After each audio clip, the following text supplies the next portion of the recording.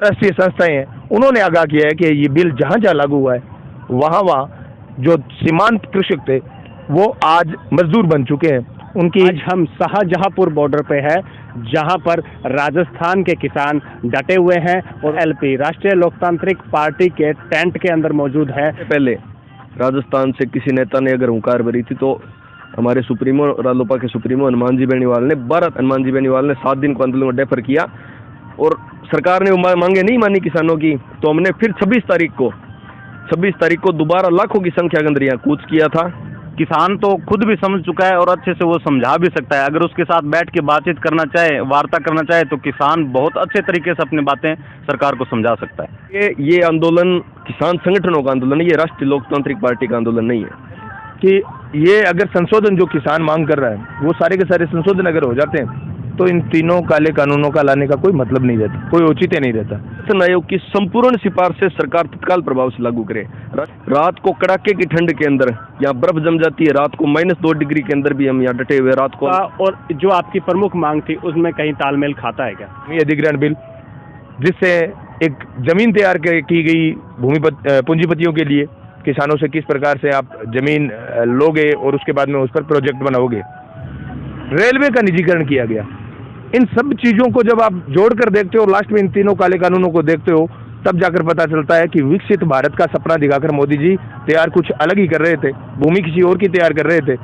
जब स्टार्टिंग के अंदर उन्होंने कहा था कि मैं चौकीदार हूँ, लोग नहीं समझे थे चौकीदार किसके हैं वो, लेकिन आज समझ में आता है कि ये सारे के सारे एक के बाद एक सारे काले कानून ये लेके आए हैं। ये सिर्फ 3 काले कानून नहीं है, बल्कि खेती और किसान से लाया गया हर कानून कहीं न कहीं पूंजीपतियों से प्रेरित है। वो कहीं ना कहीं बुलाया जरूर जाता है, लेकिन उनकी बातें फिर वहीं की वहीं रह जाती है। इसका अब ऊपर से जिन लोगों के लिए ये कानून लेके आए थे उनको पहले ही ये कानून लीक कर दिए गए थे।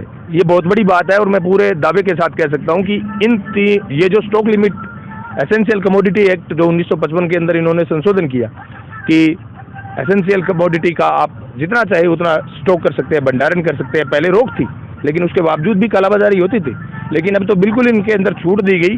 और ये बिल लागू होने से पहले ही वृहद स्तर पर हरियाणा में, पंजाब में, उत्तर प्रदेश के अंदर वृहद स्तर में बड़े बड़े कोल्ड स्टोरेज जो मॉल है वो बने। अब ये जो बड़े बड़े उद्योगपति है ये कह रहे हैं भाई साहब मोदी जी हमने ये मॉल तैयार कर दिए, हमने रेल खरीद ली, भारतमाला तैयार होगी, ये सागरमाला तैयार होगी। अब ये अगर आपने कमोडिटी एक्ट पे वापस ये कर दिया, लागू कर दिया, तो हम स्टॉक नहीं कर पाएंगे। अगर आपने एमएसपी को तय कर दिया, एमएसपी को गारंटीड कर दिया, तो हम सस्ता माल जो आप कह रहे थे भी सस्ता मिल जाएगा, आपको कहाँ से मिलेगा? व्यापार के लिए या उद्योगपतियों के लिए ये सब पूरा ढांचा तैयार किया था, लेकिन ये किसान समझ चुका है, आज का युवा है, पढ़ा लिखा है, सब समझता है। अब ये चीज़ें जो केंद्र सरकार कर रहा है बिल्कुल भी चलने नहीं देंगे और किसान अपना हक लेकर ही रहेगा। माननीय सांसद जी को जिस समय बिल आया था, झूठी कोरोना की रिपोर्ट दिखाकर संसद से बाहर कर दिया गया था। बिना चर्चा की एनडीए के किसी साथी भी चर्चा नहीं की गई, एनडीए के किसी भी साथी से बिना चर्चा किए गए ये बिल लाया गया। इसमें रिपोर्ट exclusive.com में आपका एक बार फिर से स्वागत है। हमने आपसे वादा किया था भी हम दिल्ली तक पहुंचेंगे और किसान से लगातार हम हनुमानगढ़ गंगानगर के किसान हो या आगे के किसान हो, हम लगातार कवरेज पर रहे हैं और किसानों की हर बातें जो है केंद्र सरकार तक पहुंचाने का प्रयास किया है एक मीडिया के माध्यम से। और आज हम शाहजहांपुर बॉर्डर पे है, जहां पर राजस्थान के किसान डटे हुए हैं और उनके साथ साथ कुछ किसान हनुमानगढ़ के हैं, कुछ गंगानगर के हैं, कुछ बाहर से भी नागौर साइड से भी है। और आज हम आरएलपी राष्ट्रीय लोकतांत्रिक पार्टी के टेंट के अंदर मौजूद है, जहां पर इनके तमाम कार्यकर्ता मौजूद हैं, पदाधिकारी मौजूद हैं। इनसे जानने का प्रयास करते हैं भी शाहजहांपुर बॉर्डर पर ये कब से डटे हुए हैं और इनकी क्या प्रमुख मांगे। हालांकि 3 काले कानून को लेकर मांगे लगातार चल रही है वो हमें पता है, लेकिन ये इन तीनों काले कानूनों के बारे में क्या सोचते हैं, इनसे चर्चा करेंगे। सर पहले तो अपना परिचय। केवल काकड़, हनुमानगढ़, राष्ट्रीय लोकतांत्रिक पार्टी। कब से आप यहाँ बैठे हैं और आपकी मांगे क्या है और कहाँ तक आपकी मांगे मान ले अगर सरकार तो आप मान सकते हैं? जी, हमारी सबसे पहले तो आपको बताना चाहूँगा, शाहजहांपुर बॉर्डर पर राजस्थान में सबसे पहले राजस्थान से किसी नेता ने अगर हुंकार भरी थी तो हमारे सुप्रीमो रालोपा के सुप्रीमो हनुमान जी बेनीवाल ने 12 तारीख को यहाँ पर हजारों हजार की संख्या में पहुँचने का काम किया था। और उस वक्त यहाँ पर सिर्फ राष्ट्रीय किसान महापंचायत के राष्ट्रीय अध्यक्ष रामपाल जी जाट मौजूद थे और 20-50 लोग अन्य भी थे। उनके अलावा यहाँ पर सबसे पहले राजस्थान का इकलौता नेता यहाँ पहुँचा था, उनके नेतृत्व में हम सब भी यहाँ पहुँचे थे। उसके बाद जैसा माननीय सांसद जी ने मीडिया के अंदर भी बताया था, सोशल मीडिया पर भी बयान दिए थे कि उस दिन माननीय अमित शाह जी से बात हुई तो उन्होंने फ़ोन करके टेलीफोन पर ये कहा था भी आप हमें 7 दिन का अल्टीमेटम दो ताकि हम इसको सॉर्ट आउट करेंगे। तो नागौर सांसद ने, हनुमान जी बेनीवाल ने 7 दिन को आंदोलन को डेफर किया और सरकार ने मांगे नहीं मानी किसानों की। तो हमने फिर 26 तारीख को दोबारा लाखों की संख्या के अंदर यहाँ कूच किया था और 26 तारीख से टिल टुडे 7 दिनों से लगातार यहाँ किसानों का महापड़ाव जारी है। हमारी यहाँ पूरी टीम यहाँ डटी हुई है। हमारे माननीय विधायक, हमारे माननीय प्रदेश अध्यक्ष पुखराज जी गर्ग, हमारे नागौर के सांसद हनुमान जी बेनीवाल भी हमारे बीच मौजूद रहते हैं। और अभी हाल समय में रामपाल जी जाट जो पिछले 3 दिनों से अनशन पर थे, उनकी तबीयत अभी खराब है, तो अभी उनके पास SMS हॉस्पिटल में उनका हालचाल जानने के लिए गए हैं। लगातार आप 26 से जैसे बता रहे हैं, लगातार आप यहाँ पे डटे हुए हैं, कितनी मुश्किलों का सामना करना पड़ रहा है? सरकार क्या सहयोग कर रही है? इस दौरान क्या आपसे कभी वार्ता की गई या RLP की तरफ से वार्ता का न्योता दिया गया? देखिए, ये आंदोलन किसान संगठनों का आंदोलन है, ये राष्ट्रीय लोकतांत्रिक पार्टी का आंदोलन नहीं है। राष्ट्रीय लोकतांत्रिक पार्टी ने किसान हित को देखते हुए, किसानों की जायज़ मांगों को देखते हुए इस आंदोलन को अपना समर्थन दिया था। हमने किसी भी समिति के अंदर बैठक में हम नहीं गए, ना ही हमारा मकसद यहाँ कोई राजनीतिक रोटियां सेकना था। हमारा मकसद यह था कि इस आंदोलन को हम मजबूत करें और किसान संगठनों की जिन्होंने यह इस आंदोलन की शुरुआत की थी, उनकी मांगों को माना जाए, इन तीनों कानूनों को वापस लिया जाए और जो MSP की मांग थी उसको कानून बनाया जाए और इस काले कानूनों को एक बार डेफर करके या फिर इसको वापस लिया जाए। ये मांग जो भी थी हमने सिर्फ और सिर्फ किसान संगठनों की मांगों का समर्थन किया और हमारी मांग हमने तरफ से ऐड की थी स्वामीनाथन आयोग की संपूर्ण सिफारिशें सरकार तत्काल प्रभाव से लागू करे। राष्ट्रीय लोकतांत्रिक पार्टी की ये मांग थी, जिसके लिए हमने 26 तारीख को हमारी नहीं सुनी गई, हमारे सुप्रीमो ने बार बार जताने का प्रयास किया गया। तो हमने किसानों के सम्मान के अंदर 19 तारीख को लोकसभा की 3 सदस्य कमेटियों से सांसद साहब ने इस्तीफा दिया। उसके बाद NDA को भी छोड़कर किसानों के साथ सड़क पर बैठे हैं और यहाँ की परिस्थितियों के बारे में आपको बताना चाहूँगा। यहाँ पर पिछले 7 दिनों से हम डटे हुए हैं। रात को कड़ाके की ठंड के अंदर यहाँ बर्फ़ जम जाती है, रात को -2 डिग्री के अंदर भी हम यहाँ डटे हुए हैं। रात को अलाव जगाकर यहाँ समय पूरा करने का प्रयास करते हैं। यहाँ पर लंगर की सेवाएं सबरालों पर रसोई चल रही है, जिसके अंदर तमाम कार्यकर्ताओं के द्वारा यहाँ पर सारा किया जा रहा है कार्य। और जो आगे भी साफ तौर पे कहा जा सकता है बड़ी मुश्किलों के साथ आप यहाँ पे डटे हुए हैं और आपकी मांगे वही हैं। आप इन मांगों को लेकर क्या सोचते हैं? 2 मांगे कल सरकार ने जो वार्ता हुई थी उसमें बताया गया भी 2-3 मांगे जो है वो सरकार ने मान ली है और उसका एक राग मीडिया के माध्यम से एक डफली बजाएगी भी हाँ सरकार सॉफ्ट कॉर्नर पे आ चुकी है। उन 2 मांगों का और जो आपकी प्रमुख मांग थी उसमें कहीं तालमेल खाता है क्या? जी, सबसे पहले तो मैं हरि बेनीवाल विवेकशील विचार मंच से, और दूसरी बात, पिछले 3 महीने से ये गतिरोध लगातार जारी है।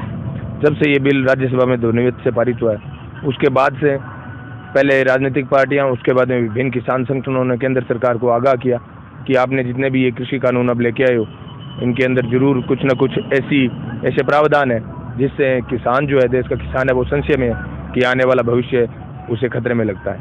केंद्र सरकार ने पहले 3 महीने तक लगातार इन बिलों का समर्थन किया। हालांकि समर्थन वो आज भी कर रहे हैं, लेकिन आज संशोधन को राजी है।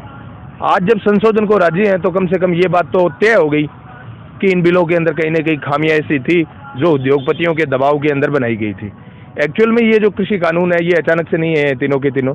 इससे पहले 2015 के अंदर भूमि अधिग्रहण बिल, जिससे एक जमीन तैयार की गई पूंजीपतियों के लिए, किसानों से किस प्रकार से आप जमीन लोगे और उसके बाद में उस पर प्रोजेक्ट बनाओगे।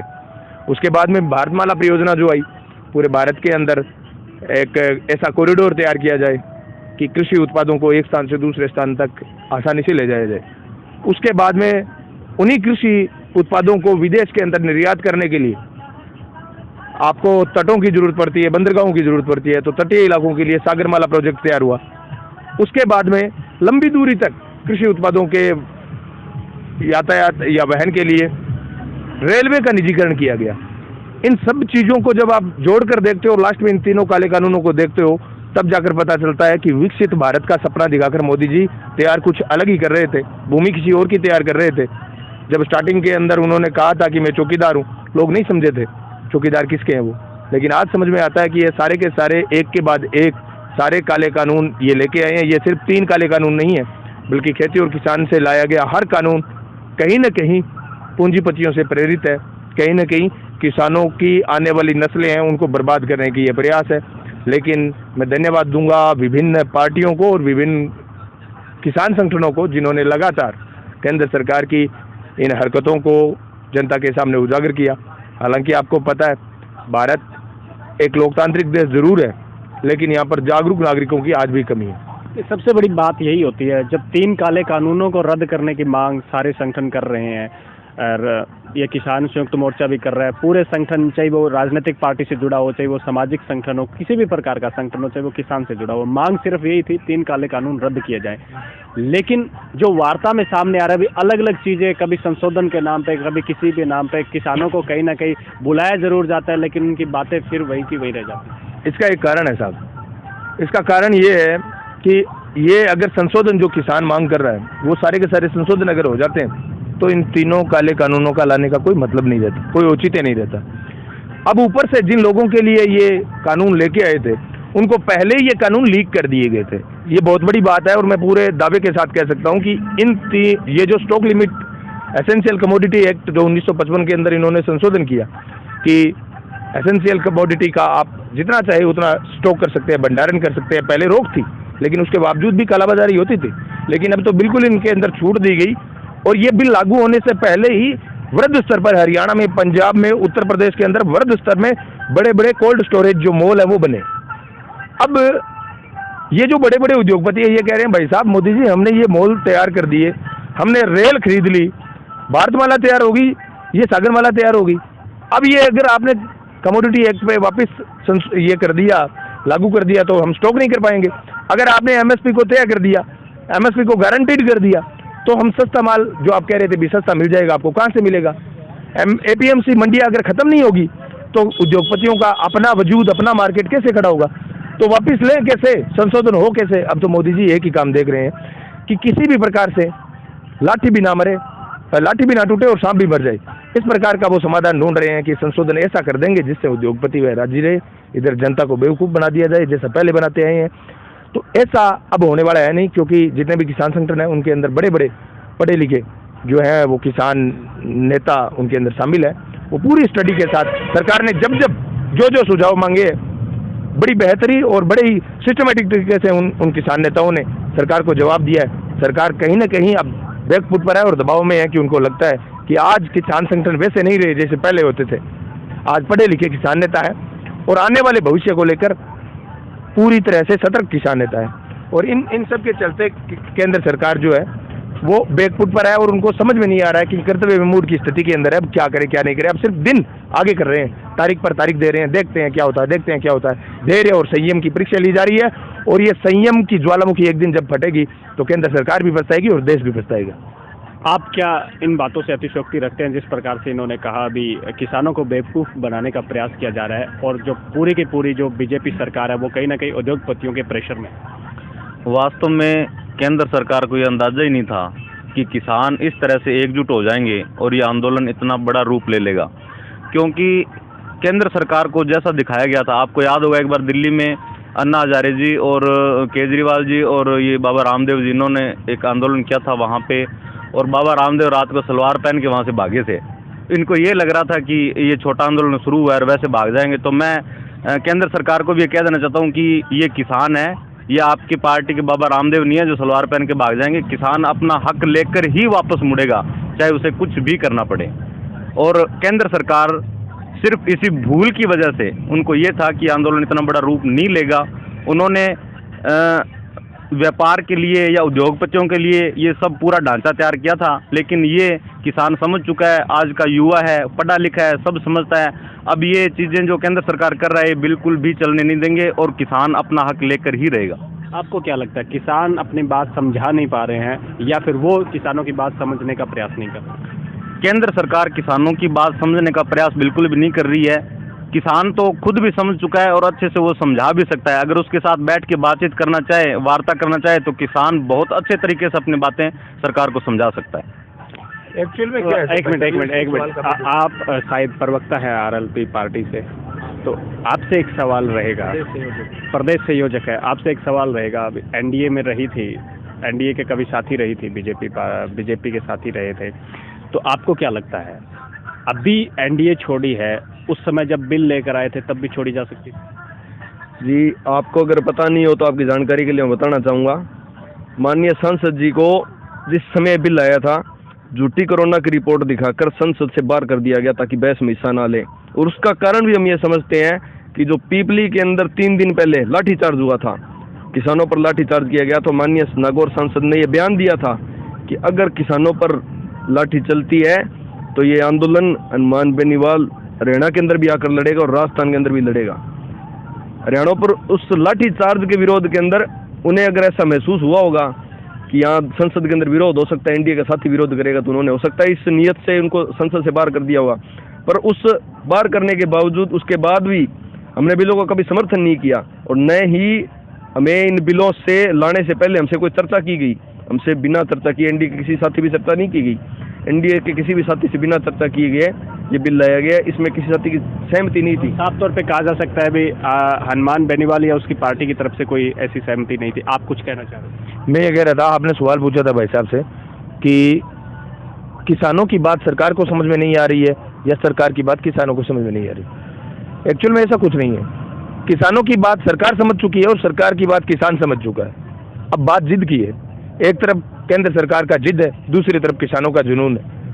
देखते हैं जिद जीतता है या जुनून।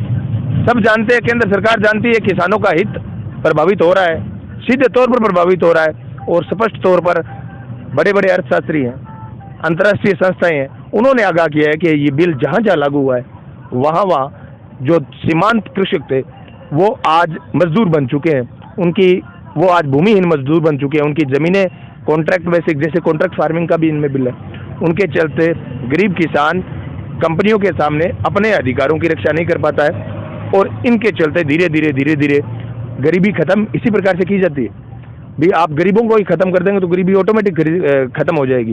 ये सारी चीज़ें यूरोप में, अमेरिका में फेल हुआ मॉडल भारत में लागू करना चाहते हैं, और इससे पहले भारत में भी ये बिहार में फेल हो चुका है। आपका कोई जानकार हो तो बिहार में पूछो, कोई एक भी कृषि उपज मंडी है क्या वहाँ पे? नहीं है। इसीलिए वहाँ का किसान पंजाब में आकर 1000 रुपये सस्ता धान बेचने को मजबूर है। ये थे हमारे साथ आरएलपी के प्रमुख लीडर कह सकते हैं, प्रमुख कार्यकर्ता कह सकते हैं, प्रमुख पदाधिकारी कह सकते हैं। इन्होंने साफ तौर पे कहा है भी केंद्र सरकार की मंशा जो है वो बिल्कुल किसानों के प्रति सही नहीं है, और केंद्र सरकार जो है इन तीनों जो काले कानून हैं उनको कहीं ना कहीं रखना चाहती है, क्योंकि वो उद्योगपतियों के प्रेशर में है। लेकिन किसानों ने साफ चेता दिया है, आरएलपी पार्टी के कार्यकर्ताओं ने भी साफ कह दिया है कि वो तब तक पीछे नहीं हटने वाले हैं जब तक केंद्र सरकार इन तीनों काले कानूनों को वापस नहीं ले लेती।